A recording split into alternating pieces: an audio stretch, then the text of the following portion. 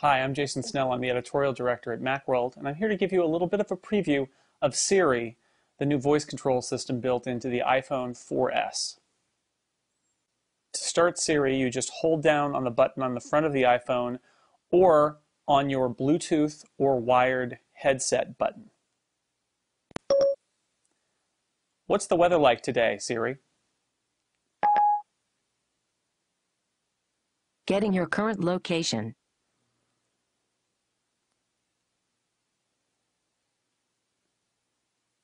Here's the forecast for today. Well, it looks good and then it looks bad later. Interesting. What's the weather going to be like in Chicago this week?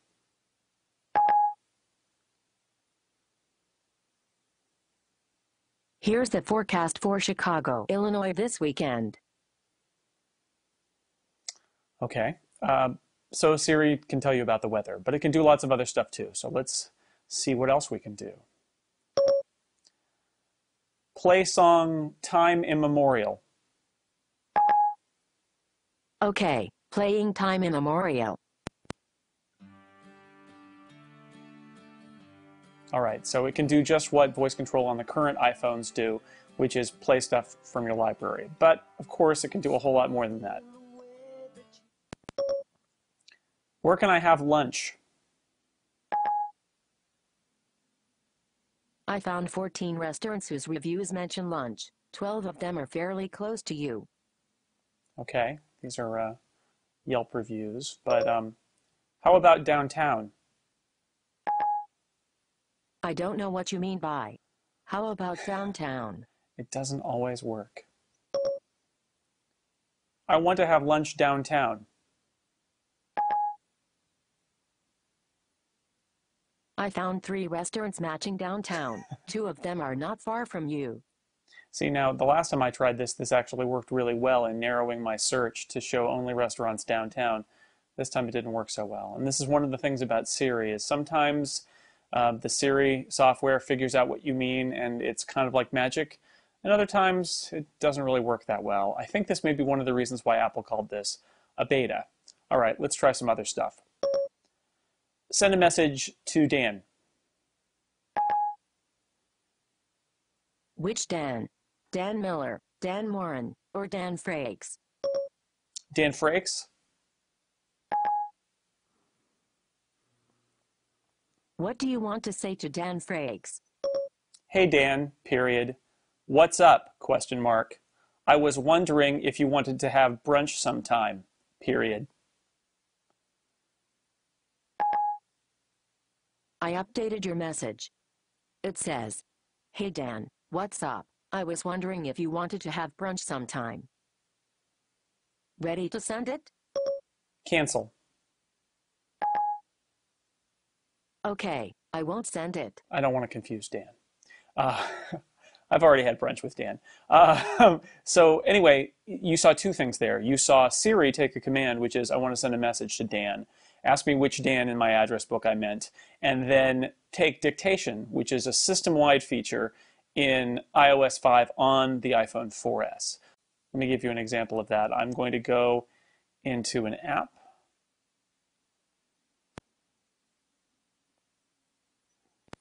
So here we are in the Notes app, and you'll notice that there's a new microphone button on the keyboard on the 4S, and this is the dictation feature, which isn't really part of Siri, but they all kind of blend together at points. So here I can say, note to self, colon, new line. I need to make some videos about the iPhone 4S, period. They need to be done by Tuesday, exclamation point. And there it is. It figured out exactly what I wanted to say. Kind of amazing. Nothing that you haven't seen before in some other apps, and Android users will also find this familiar.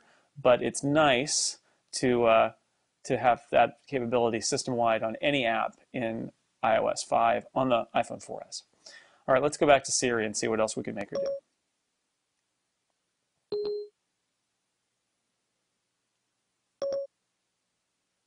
What am I doing on Monday? Okay, Jason, I found 3 meetings for this Monday. All right, so there are my 3 meetings for Monday. Make a new meeting for Monday at 2. Okay, I set up your meeting for this Monday.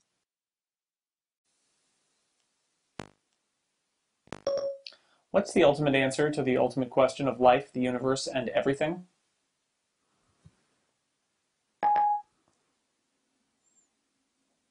I'm on it. Okay, here you go. Wolfram Alpha tells us it is 42. Open the pod bay doors. We intelligent agents will never live that down, apparently. Yeah, Siri has a little bit of an attitude. Sometimes that can be pretty funny. Send a text to Lauren. Okay, I can send a text to Lawrence now for you. What would you like it to say? Hi! Exclamation point. When you're coming home from work, comma, can you stop by the store and pick up some milk? Question mark. Thanks! Exclamation point. I updated your message. It says, "Hi, when you're coming home from work, can you stop by the store and pick up some milk? Thanks." Ready to send it? Once again, Okay, I'll just I won't cancel send it. it. My wife doesn't need that. We have milk. How do I get to Reno, Nevada? Here are directions to Reno. And it automatically opens up the Maps app with instructions on how to get from your current location to wherever it says you want to go. It won't do turn-by-turn directions, though. That's important to note. You need a dedicated app for that. That's one place where Android has some default turn-by-turn directions. Apple just doesn't. You can use Google Maps, but it won't talk to you as you're going. How many career home runs did Henry Aaron hit? Let me think about that. Would you like to search the web for how many Searching the web for how many career home runs did Henry Aaron hit? And now it'll just kick me out to a Google search for that phrase. It actually searched for Hank Aaron. Right here on the screen, I can see it's 755. So not exactly hands-free once you go out to search the web. So it's sort of a guided search up to that point. Remind me to eat a donut when I get to the office. Here's your reminder for when you get to work. It says, "Eat a donut." Shall I create it? Yes. Okay, I'll remind you. Do I have any new mail? You have a couple of new emails.